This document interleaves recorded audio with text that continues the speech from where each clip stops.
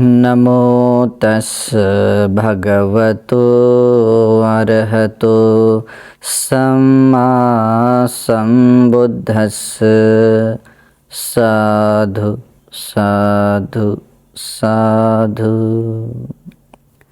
श्रद्धावंत पुण्यवंत उपासक और उपासिकाओं, हम तथागत अरहत सम्यक संबुद्ध के द्वारा उपदेश श्री सद्धर्म श्रवण कर रहे हैं, क्रमशः देख रहे हैं।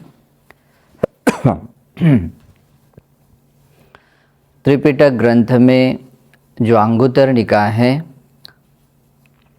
अंगुत्तर निकाय का तीसरा निपात, तीसरे निपात का दूसरा वर्ग और दूसरे वर्ग का छठवां सूत्र आज हम देखने वाले हैं।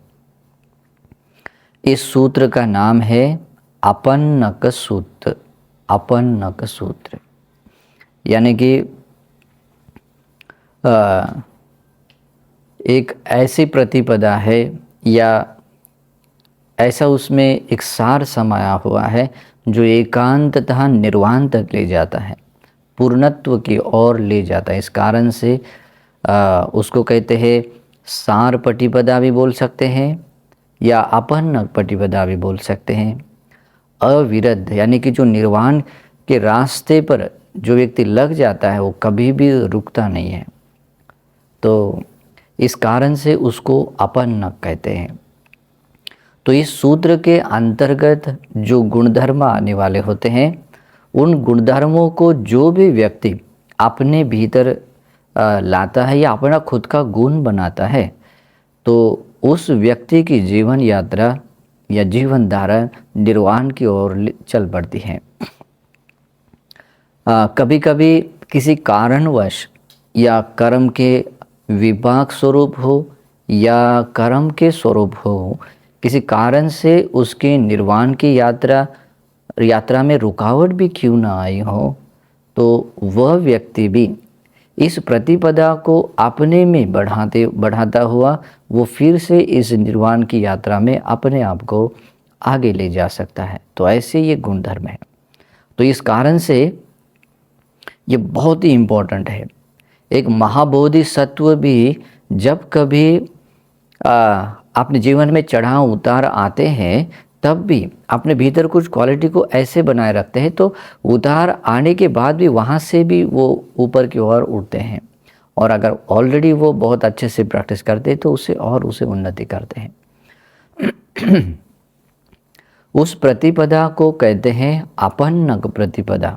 इसलिए जैसे जातकों में भी पहली जातक आती है, अपन्नक जातक हैं, और एक अपन्नक कथा नाम से भी एक सेपरेट एक टॉपिक भी है चर्या पिटक में। तो और हर सूत्रों के अंत में भी एक अपन्नक का एक वर्ग आता है या पेयाल के रूप में भी आता है। तो कहने का अर्थ ये होता है कि जिसमें निर्वाणिक सार समाया हुआ है, जिसमें एकांततः निर्वाण की ओर ले जाने का बल है ना। तो इस कारण से उसको पाली में कुछ कुछ ऐसे शब्द भी आते हैं, तो जैसे कि अविरद्ध पटिपदं, एकंस पटिपदं, नियानिक पटिपदं, यानी कि भगवान बुद्ध ने जिस अर्थ से जो परमार्थ बताया है, उस परमार्थ को पाने के लिए जो निश्चित तौर पर वो निश्चितता से वो वहाँ तक ले जाते हैं, ले जाने की प्रतिपदा है, वो प्रतिपदा है अपन्नक प्रतिपदा। तो इस कारण से इस सूत्र में आए हुए बातों को याद रखना है और अपनी जीवन यात्रा को निर्वाण की ओर ले जाना चाहते हैं तो इन गुणों को अपने में लाना चाहिए। बहुत ही मंगल होता है। जिस व्यक्ति ने अभी तक अपनी निर्वाण की यात्रा आरंभ नहीं की होती है, उस व्यक्ति को भी यहीं से शुरुआत करनी चाहिए। यानी कि वो तो श्रद्धा आदि इंद्रियों में तो प्रतिष्ठापित होना चाहिए, लेकिन उनकी निर्वाण की यात्रा को बढ़ाने के लिए इन गुणों को अपने में बढ़ाना चाहिए। तो भगवान बुद्ध इस सूत्र में इस तरीके से उपदेश करते हैं। तेहि भिक्खवे धम्मे ही समन्नागतो भिक्खु अपन्नक पटिपदं पटिपन्नो होती। भगवान कहते भिक्षुओं, तीन धर्मों से युक्त कोई भिक्षु अपन्न प्रतिपदा पर या प्रतिपदा में प्रतिपन्न हुआ या आरूढ़ हुआ व्यक्ति हो जाता है या होता है।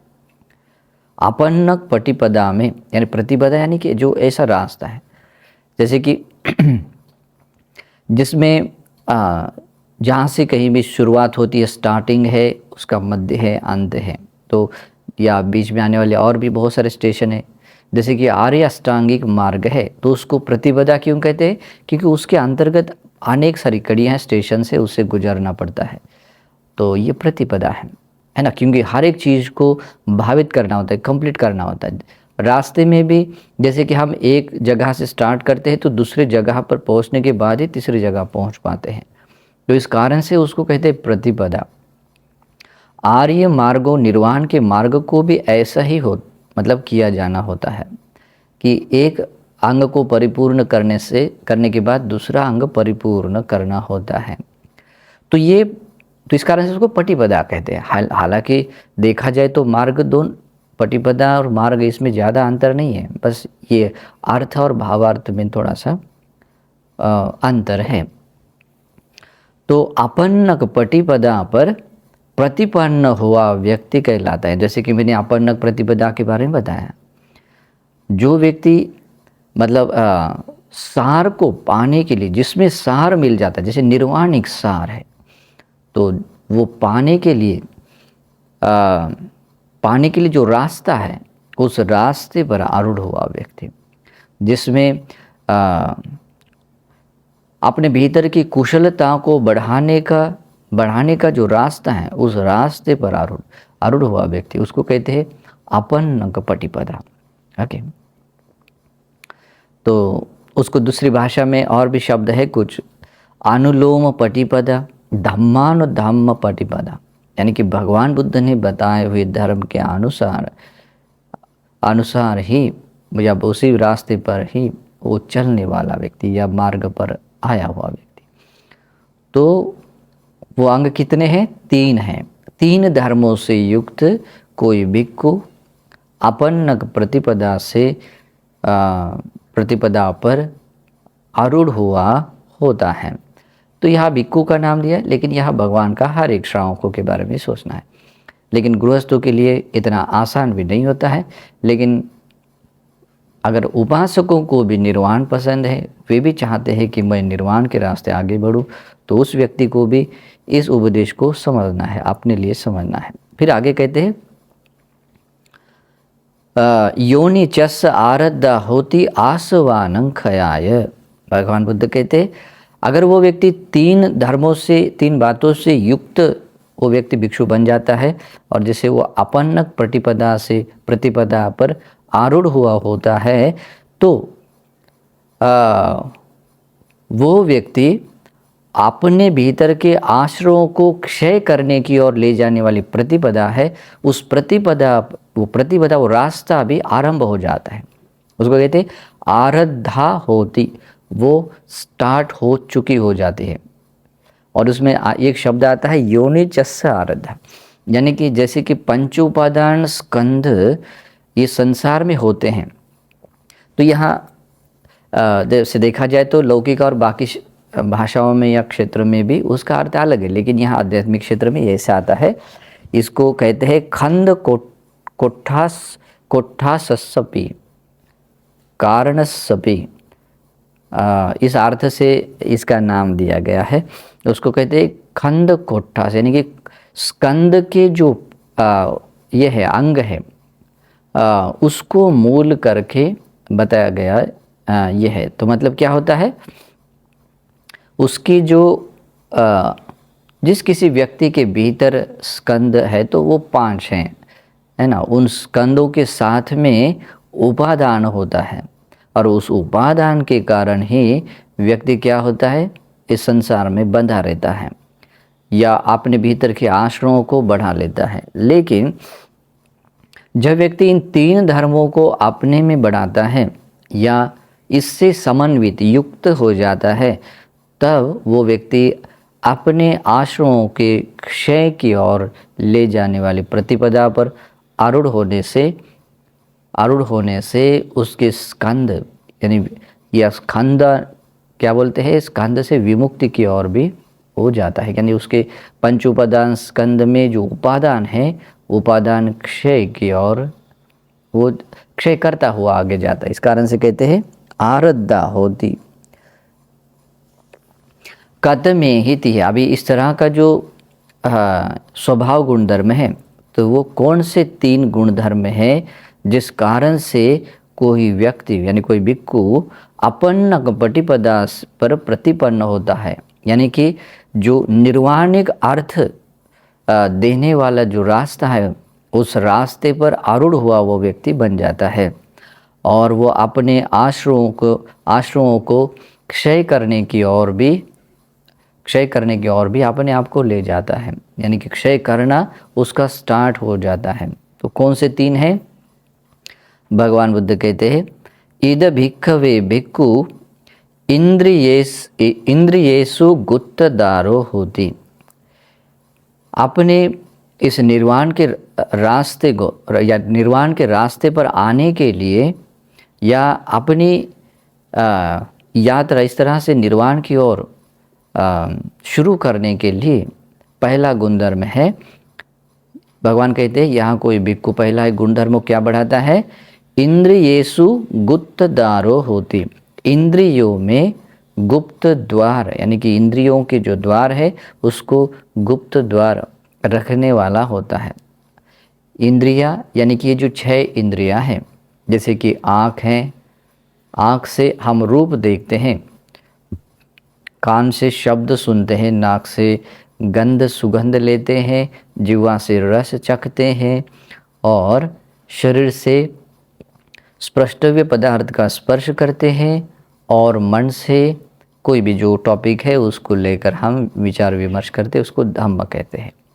तो इन 6 इंद्रियों के 6 विषयों में व्यक्ति या 6 विषयों को लेकर गुप्त रखता है। मतलब ये देखता है कि इन विषयों को लेकर कोई क्लेश हमारे भीतर एंट्री ना कर सके, तो इस कारण से उसको गुप्त, जैसे कि कोई दरवाजा अगर बंद होता है तो हम व्यक्ति इसमें प्रवेश नहीं कर सकते। तो इस तरीके से इंद्रियेषु गुप्तदारो होती। यहाँ कोई भिक्खु कैसे होना चाहिए? इंद्रियों को गुप्त रखने वाला होता है। जिस व्यक्ति को निर्वाण पसंद है, जिस व्यक्ति को मोक्ष पसंद है, उस व्यक्ति ने इंद्रियों को गुप्त रखना जरूरी होता है।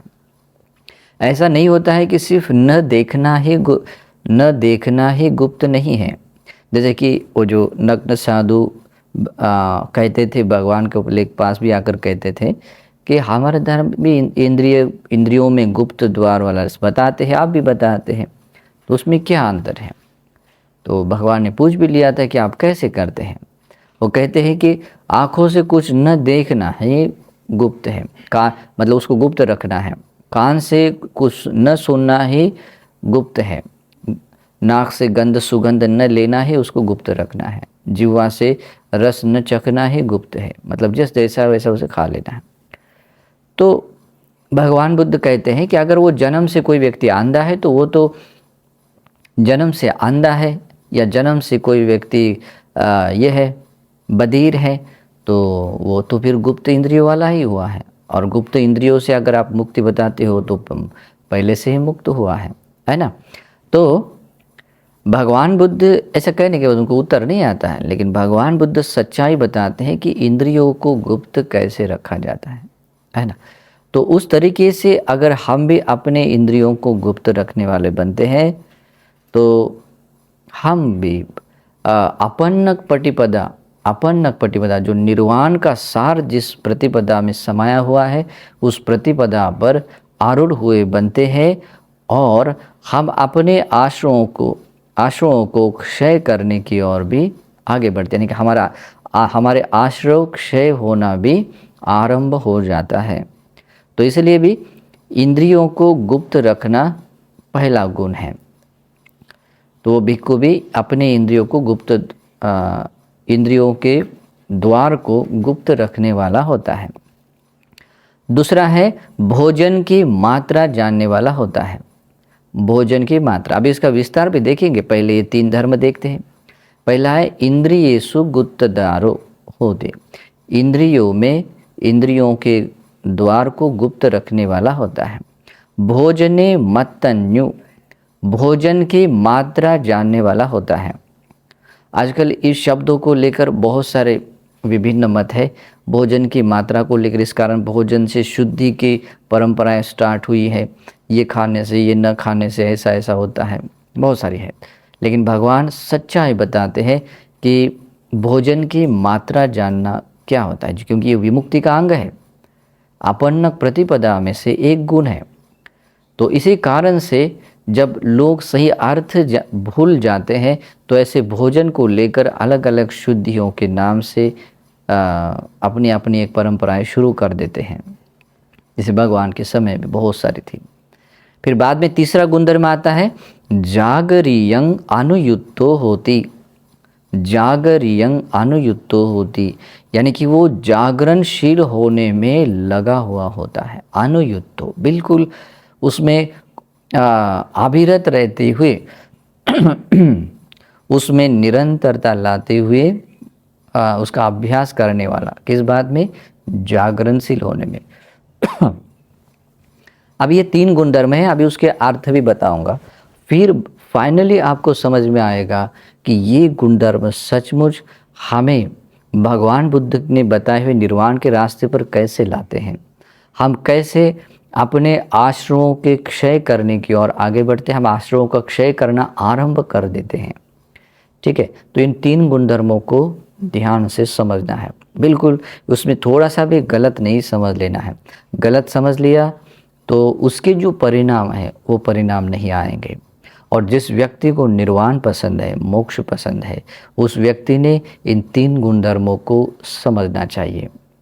आप चाहे जिस कुल परंपरा में जन्म क्यों न हो, अगर आपको मोक्ष पसंद है, निर्वाण पसंद है, तो आप लोगों को इन 3 गुणधर्मों को अपने में बढ़ाना चाहिए। पहला वाला, इंद्रिय के द्वार को गुप्त रखने वाला होना है, भोजन की मात्रा जानने वाला होना है, और तीसरा है जागरणशील में लगा हुआ होना चाहिए। तो इन 3 गुणधर्मों का भी स्पष्टीकरण देखते हैं भगवान ने किस तरीके से बताया है। तो इसमें भगवान बताते हैं कथंच भिक्खवे भिक्खु इंद्रियेषु गुप्तद्वारो होति। भिक्षुओं, कैसे कोई भिक्खु अपने इंद्रिय के द्वार को गुप्त रखने वाला होता है। इंद्रिय के द्वार को गुप्त रखने, जैसे कि आँख है तो आँख अगर हम खोलते हैं तो वो एक द्वार बनता है, जिस कारण से हमें रूप का दर्शन होता है ना, एक द्वार की तरह। तो ये इंद्रिय द्वार, अगर हम सामान्य लोगों में देखा जाए तो, सामान्य लोग कहें तो पृथक जन, जो भी जिसने भगवान का धर्म सुना नहीं है, वो व्यक्ति जब भी आँख खोलता है या तो राग के संस्कार बनाता है, या तो द्वेष के संस्कार बनाता है, या मोह के संस्कार बनाता है। जब भी कोई शब्द आता है उस शब्द को लेकर या तो राग, द्वेष, मोह के संस्कार बनाता रहता है। मतलब ये सांसारिक लोगों का स्वाभाविक स्वभाव है। और इस कारण से भी निर्वाण के रास्ते पर आगे बढ़ना थोड़ा मुश्किल भी है। लेकिन जिसको निर्वाण पसंद है वो व्यक्ति अपनी इंद्रियों को भी गुप्त रखता है। तो भगवान उसकी व्याख्या और स्पष्टीकरण इस तरीके से बताते हैं। तो कैसे कोई भिक्खु अपने इंद्रियों के द्वार को गुप्त रखने वाला होता है। तो भगवान कहते हैं ईद भिक्खवे भिक्खु चक्षुना रूपं दिस्वा न निमित्त गाही होती। भगवान कहते भिक्षुओं, यहाँ कोई भिक्खु चक्षुना रूपं दिस्वा, अपने चक्षु से रूप को देखकर न निमित्त गाही होती, यानी कि वो निमित्त ग्रहण नहीं करता है। निमित्त चाहे जैसा भी हो, चाहे वो जैसे कि पुरुषों के लिए जैसे स्त्री का निमित्त है तो ये स्त्री रूप है, ये जो निमित्त आइडेंटिफाई कर लेना है। तो ये निमित्त मैंने ग्रहण कर लिया, स्त्री रूप है तो ये निमित्त ग्रहण कर लिया है।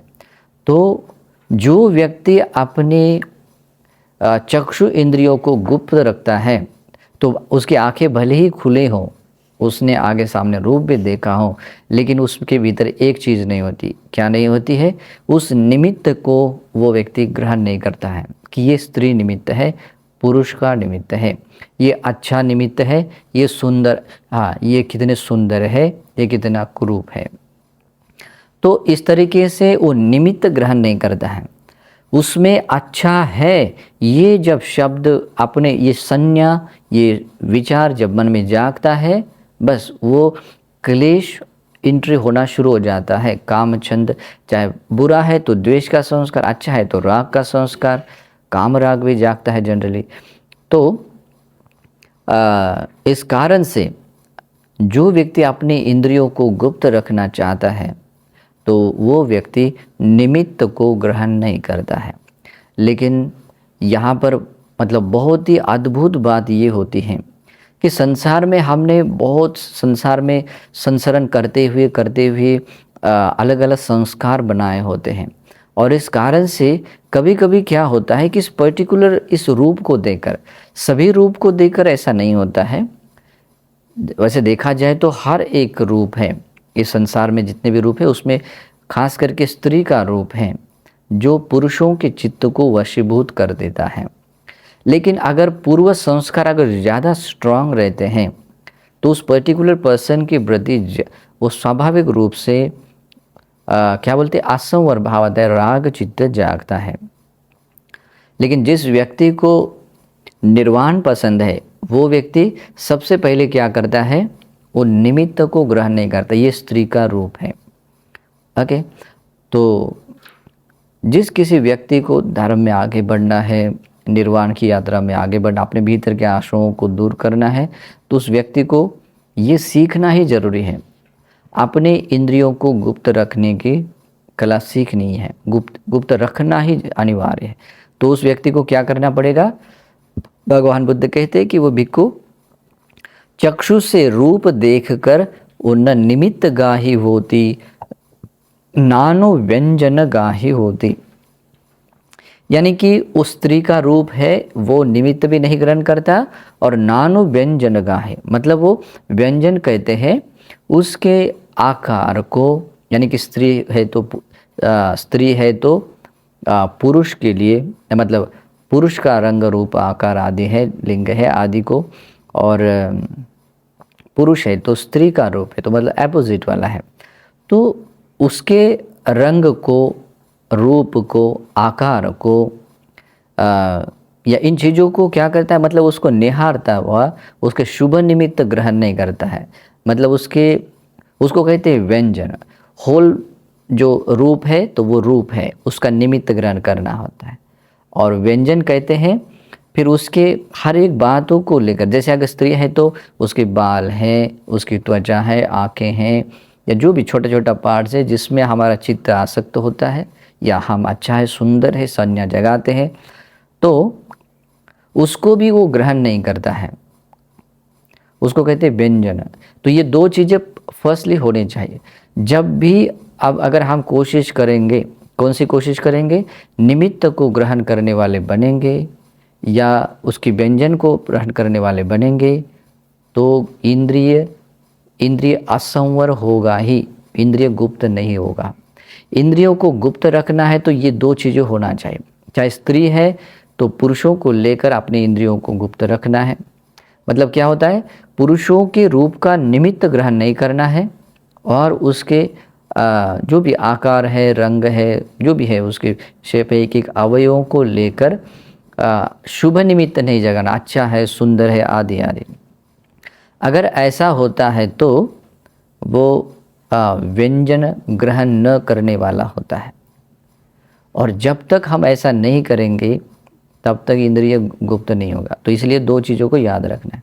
तो इसलिए भगवान के श्रावक भी अपने नज़र नीचे रखते हुए विचरण करते, चाहे चारिका के लिए हो, कहीं पर भी हो। जब भी अपने आंखें ऊपर करते हैं तो स्मृति और संप्रज्ञान के साथ में वह अपनी आंखें ऊपर करती। यानी कि भगवान को भी एक बार पूछा था कि भगवान स्त्रियों को लेकर क्या करना, देखना नहीं बोलते हैं, है ना, देखना, अगर देख लिया तो बात नहीं करना है बोलते, बात की तो होश के साथ में जितना आवश्यक है उतना बात करनी होती है। यानी कि स्मृति संप्रजन्य होना बहुत ज़रूरी है। अगर नहीं होता है तो पता ही नहीं चलता है कि वो कब क्लेश एंट्री हो जाए, है ना, क्योंकि वो निमित्त प्रकट हो सकता है, निमित्त वो ले सकता है। तो इंद्रियों, चक्षु इंद्रियों को गुप्त रखने वाला भिक्खु क्या करता है, न निमित्त गाही होती नानु व्यंजन गाय, वो निमित्त को भी ग्रहण नहीं करता और उसके व्यंजन को भी, उसके आकार, रंग, रूप और उसके अवयव को भी शुभ के रूप में ग्रहण नहीं करता है। और वो ये भी देखता है, यत्वाधिकरण मेन चक्षु इंद्रियं असंवुतं विहरन्तं, वो ये भी जानता है यदि मैं इस चक्षु इंद्रियों को असंवुत यानी कि असंवर होकर विहार करूँगा, अगर मैं उसको असंवर यानी कि अगर मैं उस आँखों से रूप को देखकर उस निमित्त को ग्रहण करूँगा कि ये स्त्री का रूप है या स्त्री है तो ये पुरुष का रूप है, और उसके अनुव्यंजन व्यंजन को अगर यानी कि उसके एक एक अवयव को लेकर उसमें कितना सुंदर है, अच्छा है करके उसको निहारता हुआ शुभ निमित्त जगाऊंगा, तो ये क्या होगा, असंवत, इंद्रिय असंवर हो गया।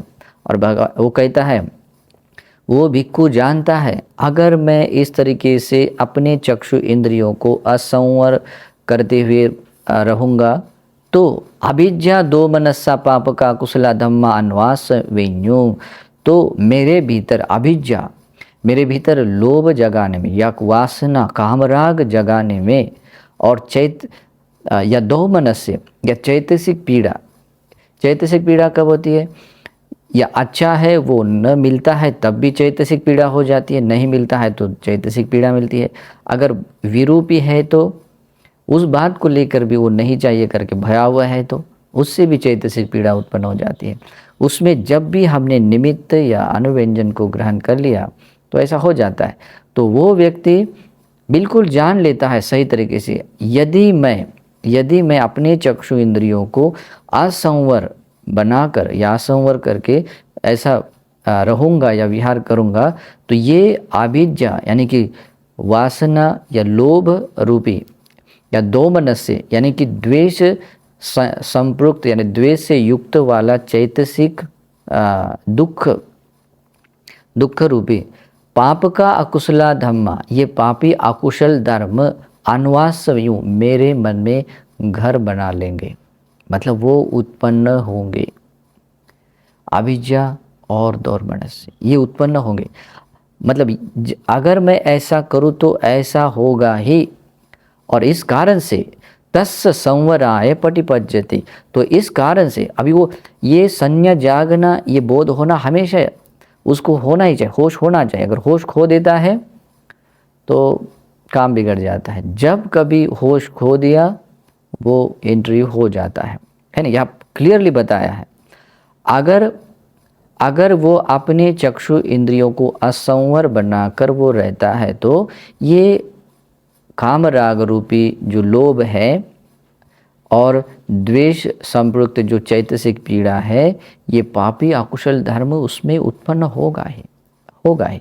तो ये बात क्लियरली समझने के कारण तस्य संवराय पटिपज्यति, वो इस कारण को देखता समझता बोध करता हुआ इस चक्षु इंद्रियों को संवर करने के लिए पटिपज्यति प्रयास में रत रहता है, मतलब उसमें ब्रेक नहीं लेता है, हमेशा प्रयासों में लगा रहता है। रक्षति चक्षु इंद्रियं, और अपनी चक्षु इंद्रिय की रक्षा करता है। तो कैसे करता है, जब कभी कोई अपना रूप देखता है तो अपने इंद्रिय को, अपनी आँखों को नीचे रखता है। तो ये होना बहुत जरूरी है, अपनी इसकी रक्षा कर रहा है। मतलब जहाँ नहीं जाना चाहिए वहाँ पर वो अपने आँखों को नहीं ले जाता है। मतलब जो जैसे कि विषु का दर्शन है, जो देखने के बाद में राग जागता है, जैसे कि हम आज टीवी में देखते हैं, मोबाइल में देखते हैं, पेपर में देखते हैं या समाज में कहीं भी देखते हैं, जिसमें जैसे देखने के बाद में जैसे नाच गाना आदि है, तो उसको देखने के बाद में अगर राग आदि क्लेश जागता है तो वो सोचता है कि नहीं मुझे उसको देखना नहीं, अपने नज़र नीचे रखता है। तो इस तरीके से वो क्या करता है, रक्षति चक्षु इंद्रियं, वो अपनी चक्षु इंद्रियों की रक्षा करता है।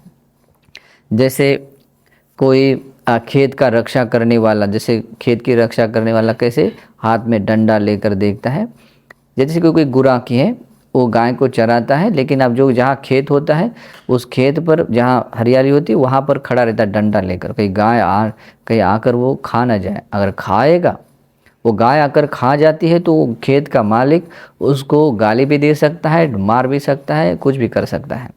ओके, इस कारण से वो उसके डर के कारण, उस डर के कारण हाथ में डंडा लेकर अवेयर रहता है, कहीं कोई गाय अंदर ना आ जाए।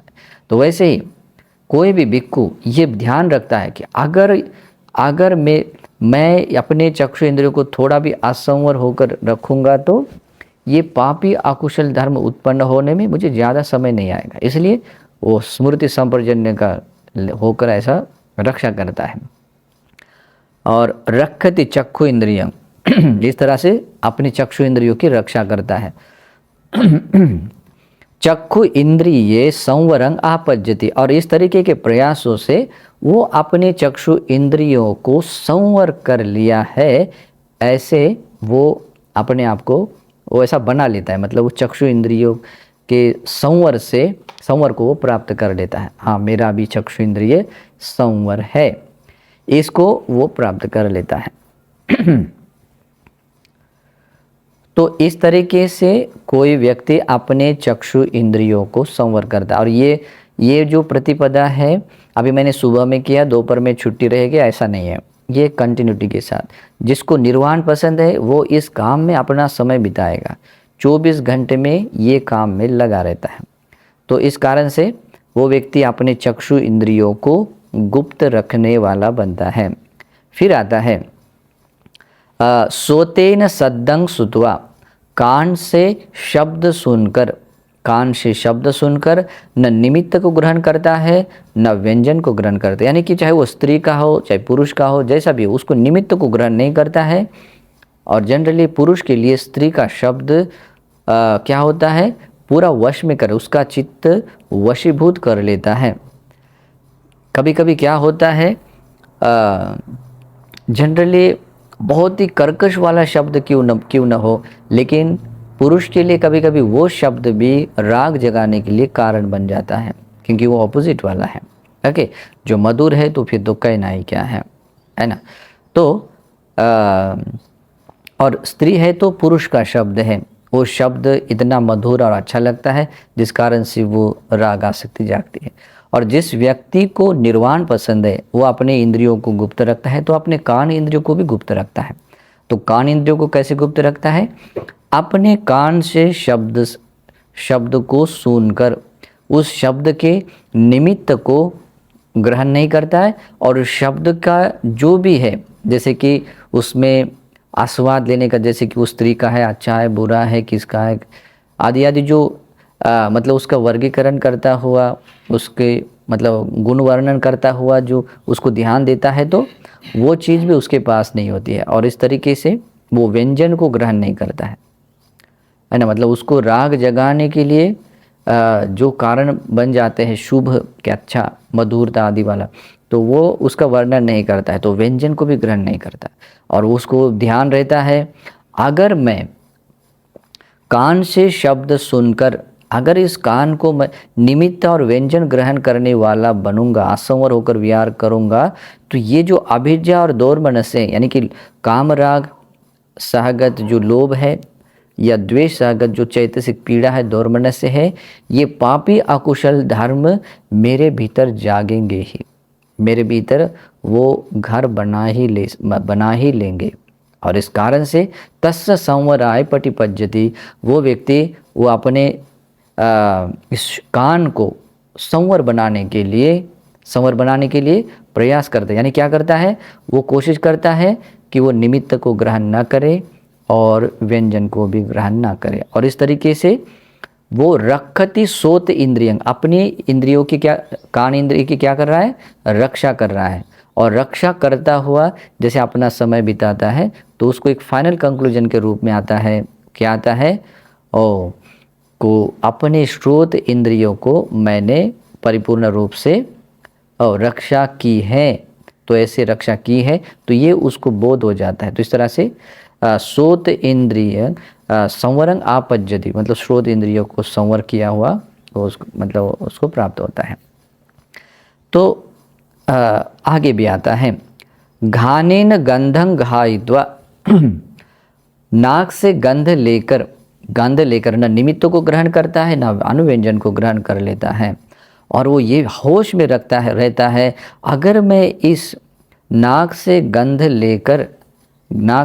लेकर अगर मैं असंवर बनूंगा, यानी निमित्त या व्यंजन को ग्रहण करने वाला बनूंगा, तो ये अभिज्ञा दोमनस रूपी पापी अकुशल धर्म मेरे भीतर जागेंगे ही, या मेरा उसमें घर बनाएंगे ही। इसीलिए वो व्यक्ति तस्य संवराय पटिपज्यति, यानी घान यानी नाक के इंद्रियों को संवर बनाने के लिए प्रयासरत रहता है, और रखति घान इंद्रिय, और अपने नाक के इंद्रियों की रक्षा करता है, यानी कोई ऐसा पापी अकुशल धर्म न आ जाए और कोई निमित्त या व्यंजन भी ग्रहण करने वाला न बनूं।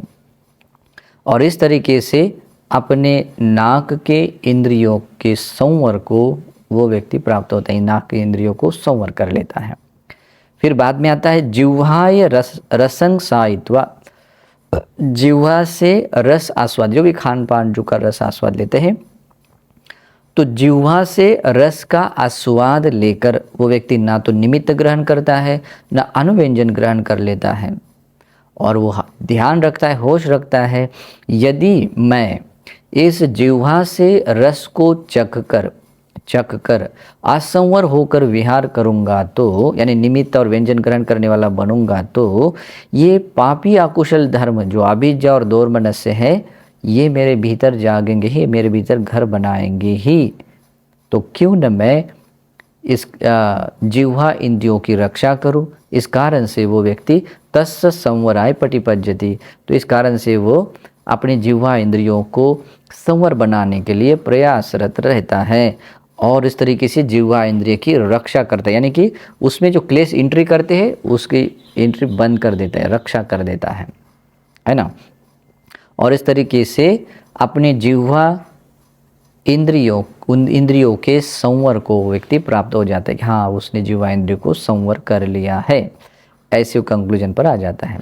फिर बाद में आता है कायेन फोट्टभं फुसित्वा, अपने काया से स्पृष्टव्य पदार्थ का स्पर्श कर न निमित्त ग्रहण करता है, चाहे वो स्त्री का स्पर्श हो, पुरुष का स्पर्श हो, अच्छा हो, बुरा हो आदि, और व्यंजन यानी कि उस स्पर्श को लेकर जो हम ये कर लेते हैं, अलग अलग स्पर्श होता है, अलग अलग इंद्रियों के अवयवों का अलग अलग स्पर्श है, तो उस प्रकार के व्यंजन को भी ग्रहण करने वाला नहीं होता है, निमित्त को भी ग्रहण नहीं करता है, व्यंजन को भी ग्रहण करता, स्पर्श का निमित्त, स्पर्श का व्यंजन।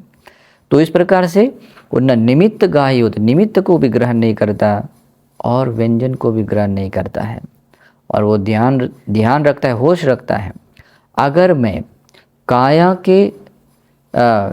का जो विषय है स्पृष्टव्य पदार्थ, उसको लेकर स्पर्श होने के बाद अगर उस निमित्त को मैं ग्रहण करूँगा और व्यंजन को ग्रहण करूँगा, और ऐसा ग्रहण करूँगा तो असंवर होकर विहार करूँगा, तो मेरे भीतर काम राग रूपी जो लोभ है, द्वेष संप्रवृत्त जो दौर्मन से चैतसिक पीड़ा है, वो ये पापी अकुशल धर्म मेरे भीतर घर कर लेंगे ही, है ना, मेरे भीतर घर कर लेंगे, मेरे भीतर वो पैदा होंगे ही। तो क्यों न मैं इस काया इंद्रियों को संवर करूं। इस कारण से तस्य संवराय पटिपज्यति, वो अपने काया को संवर करने के लिए प्रयासरत रहता है। प्रयासरत में वो दो चीज़ें करता है, न निमित्त गाय होती, न अनुव्यंजन गाय, और होश बनाए रखता है। अगर मेरे से कोई असंवर गलती हो गया, असंवर हो गया, तो ये पापी अकुशल धर्म मेरे भीतर जागेंगे ही, इसलिए मुझे उसकी एंट्री नहीं करने देना है। और ऐसे सजगता के साथ अपना समय बिताता है, रखति काय इंद्रियं, और इस तरह से काय इंद्रियों की रक्षा कर लेता है। बहुत ही इम्पोर्टेंट है। और इस तरीके से वो अपने काय इंद्रियों को संवर करने के लिए संवर को वो प्राप्त हो जाता है। फिर बाद में आता है मनसा धम्मं विन्याय, अपने मन से, धर्म कहते हैं जो भी टॉपिक को लेकर जो विचार जागता है वो विचार, विन्याय उसको जानकर, मन से उस धर्म को जानकर न निमित्त ग्रहण करता है न व्यंजन ग्रहण करता है। तो टॉपिक चाहे वो 5 इंद्रियों को कोई भी क्यों न हो, रूप शब्द गंध रस और स्पर्श, इन पांचों इंद्रियों के पांचों टॉपिक को लेकर जो मन में विचार जागता है, तो उस बात को लेकर उसको जानकर उसमें भी न निमित्त ग्रहण करता है न व्यंजन ग्रहण करता है। यानी कि अभी वो विचार यानी धम्मों को लेकर निमित्त है, उस विचार को लेकर का जो व्यंजन है ना, उसमें भी सुख आस्वाद देने वाला, तो उसको ग्रहण नहीं करता है और होश बनाए रखता है। अगर मैं यत्वाधिकरण में मनि इंद्रियं असंवतं विहरन्तं, यदि मैं इस मन इंद्रियों को असंवर करता हुआ विहार करूं, यानी कि निमित्त और व्यंजन ग्रहण करने वाला बनूं, तो अविद्या दो मनस्सा पाप का कुशल धर्म मानवास, तो मेरे भीतर ये पापी अकुशल धर्म रूपी अविद्या दो मनस्य जरूर वास करेंगे, जरूर पैदा होंगे। इसलिए तस्य संवराय पटिवेत, तो इसलिए उस मन इंद्रियों को संवर करने के लिए प्रयासरत रहता है। यानी कि प्रयासरत रहता है यानी वो निमित्त और व्यंजन ग्रहण करने के लिए मतलब दूर रहता है, मतलब वो नहीं ग्रहण करता है। और इस तरह से करता हुआ पापी अकुशल धर्मों को एंट्री न होने देने के कारण वो रखती मन इंद्रिय की रक्षा कर रहा है। और इस तरह से मन इंद्रिय की रक्षा करता हुआ मन इंद्रियों को संवर कर लिया है, इस संवर भाव को वो प्राप्त होता है। तो भगवान बुद्ध कहते हैं एवं खो भिक्खवे भिक्खु इंद्रियेषु गुप्तदारो होती। भिक्षुओं, इस प्रकार से कोई भिक्खु अपने इंद्रियों को गुप्त रखने वाला होता है। फिर अब बाद में आता है कथंच भिक्खवे भिक्खु भोजने मत्तन्यु होती। कैसे कोई भिक्खु भोजन की मात्रा जानने वाला व्यक्ति बनता है। अभी इसका अर्थ, भोजन की मात्रा जानने के 2-3 अर्थ हैं। तो भोजन की मात्रा में जैसे कि भोजन का प्रमाण लेना, भी कितना मुझे प्रमाण लेना है, ये भी एक है। उसके बाद में खाने के लिए मुझे कितना खाना चाहिए, मतलब स्वीकार करना। समझो कि किसी उपासक, गरीब उपासक, उसके पास 2 ही रोटी है और वो अपने खाने वाला था, लेकिन उसके पास कोई भिक्खु जाता है और वो देने की इच्छा कर दोनों ही रोटी देता है, तो भिक्षु को समझना चाहिए अरे इसके पास उसको भी भूख लगी है, तो ये दे फिर भी दे रहा है, पर उसका अनुकंपा करते सिर्फ एक ही लेना है, तो ये प्रमाण भी देखना है। फिर पटिग्रहण, सेवन करता हुआ भी मुझे कितना लेना है, मतलब खाने में भी बहुत ही ऐसा भरा हुआ नहीं होना चाहिए, उसका एक पर्टिकुलर लेवल तक होना चाहिए। एक उसका एक छोटा पार्ट एक खुला रख कर पानी से भरना चाहिए, इस तरह से भरपेट खाना चाहिए। और दूसरा है भोग पच्यवेक्षण मात्रा, मतलब वो जो भोजन ग्रहण कर रहे हैं तो उसकी प्रत्यवेक्षणा से भी उसकी मात्रा जाननी है। तो भोजन की मात्रा जानने के लिए 3 तरह अर्थों से उसका भोजन की मात्रा जानना है। तो उसमें भोजन की मात्रा जो भोजन करने के पीछे जो प्रत्यवेक्षण ज्ञान के साथ में उसको सोच रखते हैं वो रखनी है। तो कैसे होता है, तो भगवान कहते हैं इद भिक्खवे भिक्खु पटिसंखा योनिसो आहारं आहारेति। भिक्षुओं, यहाँ कोई भिक्खु ज्ञान के साथ में सोचता हुआ, यानी कि भगवान बुद्ध ने जैसे बताया है उसी अर्थ से ज्ञान के साथ सोचता हुआ आहारं आहारेति, उस आहार को वो ग्रहण कर लेता है, खाता है। कैसे खाता है, नेव दवाय, वो व्यक्ति क्या बोलते हैं, उस अपने भीतर मतलब उसको मतलब उसका स्वाद लेने के लिए नहीं होता है, न मदाय, अपने भीतर मद बढ़ाने के लिए नहीं करता है, न मंडनाय, खाना खाऊंगा तो शरीर ऐसा अच्छा आकर्षक बनेगा ऐसे इसलिए नहीं लेता है, न विभूषणाय, अगर मैं भोजन ग्रहण करूंगा तो भोजन ग्रहण करने से मेरे इन शरीर के अलग अलग अवयवों को, जैसे कि कोई अलग अलग अवयवों को मैं आकर्षक सुंदर बनाऊंगा, ऐसे भी नहीं होता है। बल्कि यावदेव इमस काय स्थितिया, बल्कि ये शरीर के ये जो शरीर है, तो मैं ये जो भोजन ग्रहण कर रहा हूँ वो मात्र इस शरीर की स्थिति बनाए रखने के लिए, यापनाए, ये जीवन यात्रा चलाने के लिए, विहीन सुपरतिया, और ये जो भूख की पीड़ा है, भूख की पीड़ा है, उस पीड़ा को क्या करना है, उससे बाहर आने के लिए, इस पीड़ा से बाहर आने के लिए। ब्रह्मचर्यानुगाय, और ये ऐसा होता है तो मैं निर्वाण के रास्ते चलने के लिए, निर्वाण का अभ्यास करने के लिए, धर्म का अभ्यास करने के लिए इस भोजन का अनुग्रह मिल जाए, उसका सपोर्ट मिल जाए। इति पुराणंच वेदनं पटिहंका में, और ये जो भूख की जो पुरानी वेदना है, अगर भोजन ग्रहण करूँगा तो ये मिट जाएगी।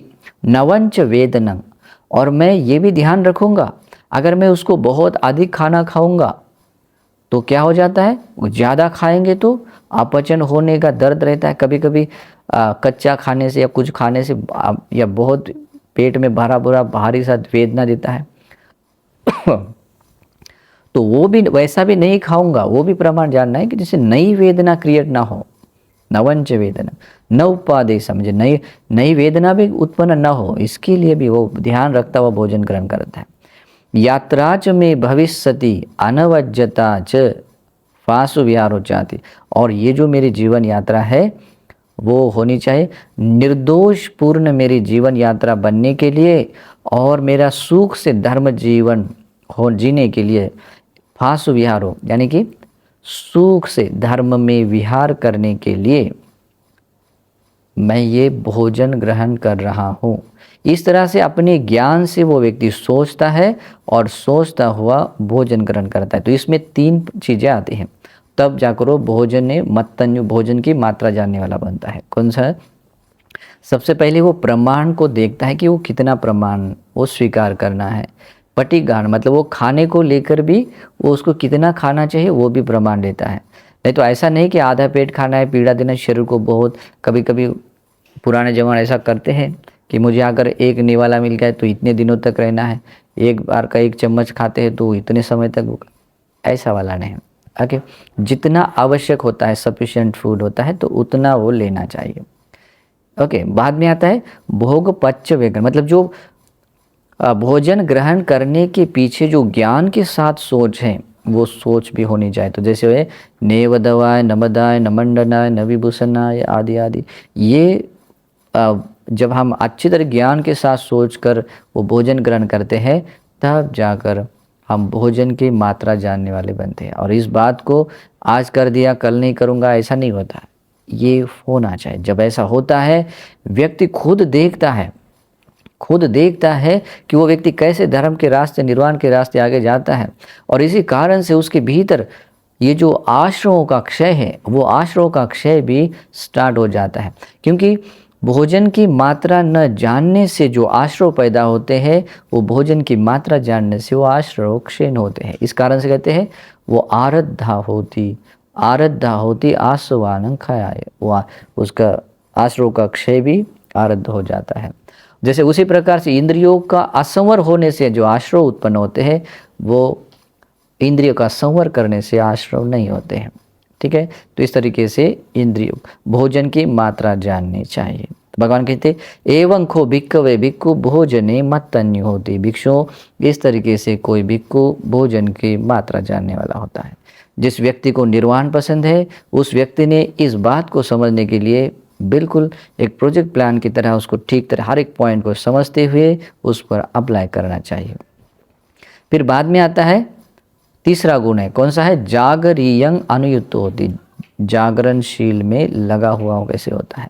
तो बोलते कहते कथंच भिक्खवे भिक्खु जागरीयं अनुयुक्त होती, भिक्षु कैसे कोई भिक्खु जागरणशील में लगा हुआ होता है।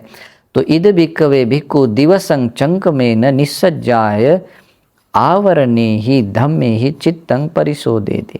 अभी धर्म के रास्ते चलना है तो ये करना ही, पर जागरणशील होना जरूरत है। जागरणशील होने के लिए वो क्या करता है, 24 घंटे में 6 उसके विभाग बना लेता है। 24 घंटे में 6 विभाग, यानी दिन के 3 प्रहर होते हैं और रात के 3 प्रहर होते हैं, उसको याम बोलते हैं, है ना, प्रथम याम, मध्यम और अंतिम याम। तो ऐसे 6 याम या प्रहर में विभाजित करता हुआ 5 प्रहरों में 5 याम में मेहनत करता है। कैसे करता है? कहता है कि दिवस चंक में न या निस्सज्जाय, या संक्रमण करता हुआ या बैठा हुआ, आवरणे ही धम्मे ही, जो आवरणिक अपने ज्ञान को जो ढकने वाले जो धर्म है, कौन से है? जैसे कि अपने ज्ञान को ढकने वाले आवरणिक धर्म कौन से है? निवरण। जैसे काम छंद है यानी कि वासना है, व्यापाद द्वेष भाव है, थीन मिद्ध शरीर और मन का आलस्य है, उद्धज कुकुच यानी चित्त की उद्विग्नता और पश्चाताप है, और विचिकित्सा धर्म को लेकर, भगवान के धर्म को लेकर शंका संदेह है। ये क्या आवरणिक धर्म है? इसको क्या करना है? इसको वो व्यक्ति चाहे वो संक्रमण करता हुआ हो या बैठा हुआ हो, वो उसको दूर करने के लिए चित्तंग परिशोधित, उस चित्त मतलब उसको धोने के लिए कंटिन्यूस प्रयास करता है। ओके, तो उसके अलग अलग निवरणों को धोने के अलग अलग रास्ते हैं। जैसे इसी ग्रंथ के पहले चैप्टर में ही निवरण वर्ग में रूपादि निवरण वर्ग में उसके बारे में बताया है, तो आप लोग फिर से एक बार देख लीजिए, उसमें बताया गया है। तो वो क्या करता है? संक्रमण करता हुआ बैठा हुआ आवरणिक धर्म निवरण धर्मों को अपने चित्त से उसका परिशोधन कर लेता है, धो लेता है। रत्तिया पठमंग यामंग चंकमेर निसज्जाय आवरणे धम्मे चित्तंग परिशोधित। अभी दिन का समय भी पूरा कर लेता है, लेकिन रात्रि के प्रथम याम में, अभी रात्र शाम भी हो रही है, लेकिन उस रात्रि के प्रथम याम में भी क्या करता है? वो मेहनत करता है, या तो संक्रमण करता हुआ या बैठा हुआ, लेटता नहीं है, मेहनत करता है। तो वो क्या करता है? उस आवरणिक धर्म को, यानी कि हमें जो ज्ञान है, प्रज्ञा को जगाने वाला या धर्म का अवबोध कराने वाले जो धर्म है, वो जगाने के लिए उसको भीतर ऊपर के आवरण को हटाना होता है। तो वो है निवरण है। अकुशल धर्म है और निवरण है, उसको हटाना चाहिए, क्योंकि अकुशल से भी अकुशल के कारण भी व्यक्ति को अच्छा बुरा समझ में नहीं आता, धर्म का विपස්සना नहीं कर सकता है। तो इस कारण से इस आवरणीय धर्मों को हटाने के लिए प्रयास करना होता है, तो वो करता है और उसमें लगा होना होता है। उसमें कैसा? अनुयुक्त, तो 24 घंटे में कंटिन्यूस वो अभ्यासरत रहता है, तब जाकर होता है।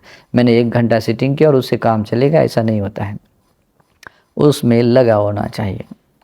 ओके, रत्तिया मज्जिमंग यामंग, अभी मैंने कह दिया ना कि वो 24 घंटे के 6 पार्ट बना लेता है, और 6 पार्ट में से रात्रि का सिर्फ मध्यम प्रहर में ही, मध्यम याम में ही क्या कर लेता है? वो रेस्ट करता है। रेस्ट में भी वो होता है इस तरीके से, रात्रि के मध्यम याम में क्या करता है? दक्षिणेन पश्येन सिंह सेयं कप्पेति पादे पादं आच्छादाय सतो संपज्जानो उत्थान संयं मनसि करित्वा। और इस तरीके से रात्रि के मध्यम याम में, क्या कहते हैं? दक्षिणेन पश्येन, मतलब अपने दाहिने करवट पर वो लेटता है, सिंह से, जैसे शेर लेटता है, जैसे कि ऐसा लेटता हुआ अपना एक हाथ को ऐसा रखता हुआ, दूसरा हाथ अपने इसमें ऊपर रखता है, और क्या उसमें एक आता है सिंह से, जैसे शेर जैसे ले करता है।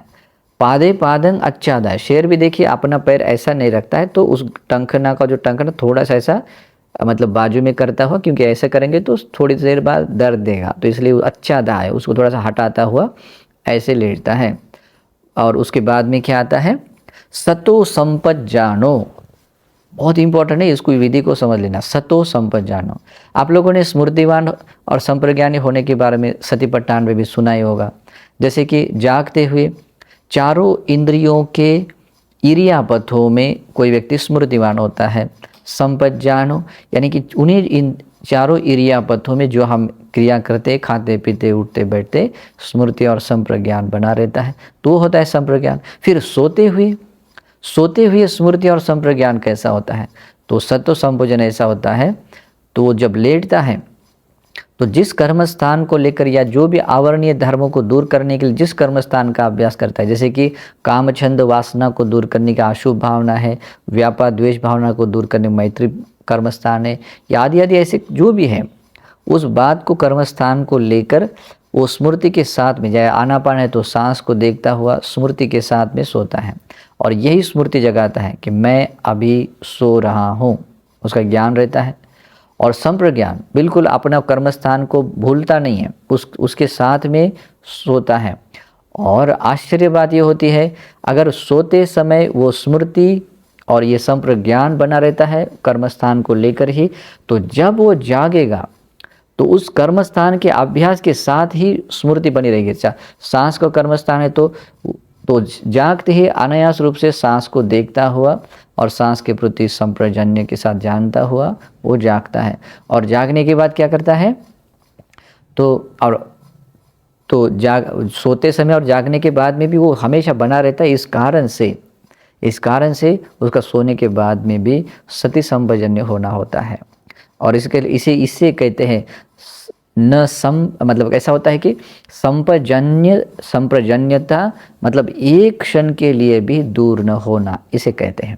फिर उसके बाद में ये भी ध्यान में रखता है कि वो बिल्कुल अगर बेहोशी के साथ में सोता है तो काम नहीं चलता। वो सोने के लिए उसको एक है, उसको बोलते हैं उत्थान संयम मनसी करित्वा। जब सोता है तो बस एक मन में ये कर लेता है, मनसिकार जगाता है, विचार जगाता है कि मैं रात्रि के अंतिम प्रहर में जागूंगा, इस समय जागूंगा, 4 बजे 3 बजे जागूंगा, 2 बजे जागूंगा। तो ये जगाता हुआ वो सोता है। आश्चर्य में बात यही होती है कि बराबर उसी समय वो जाग लेता है और कर्मस्थान के अभ्यास के साथ। तो इस तरीके से मध्यम प्रहर भी बिताता है। और रतिया पश्चिमंग याम, और फिर रात्रि के अंतिम याम में जब जागता है, पच्चुट्ठा है, जब जागता है फिर से चंक में न निस्सज्जाय, चंक्रमण करता हुआ ध्यान मुद्रा में बैठता हुआ अपने आवरणीय धर्मों को, जो अकुशल है, निवरण है, उसको क्या करता है, चित्तंग परिशुद्धि, उससे चित्त की विशुद्धि करता है। तो इस तरीके से व्यक्ति 24 आवर्स जागरियं अनुयुक्तो होती, ऐसे जागरणशील होता है। तो ऐसा योग करने वाला, ऐसी साधना तपस्या या जो भी नाम दे कुछ फर्क नहीं पड़ता, तो इस तरीके से शमत विपස්සना का अभ्यास करने वाला, धर्म अभ्यास करने वाला व्यक्ति धर्म के प्रतिफल पाता है। ऐसे सोने जब भी मन में आया सोऊंगा, जब भी मन आया बैठूंगा, ऐसा नहीं होता है। ऐसे समय बिताना पड़ता है, मेहनत करना पड़ता है। और तब जाकर भगवान कहते हैं एवं खो भिक्खवे भिक्खु जागरेंग, तो भिक्षुओं इसी प्रकार से कोई भिक्खु जागरणशील में लगा हुआ होता है।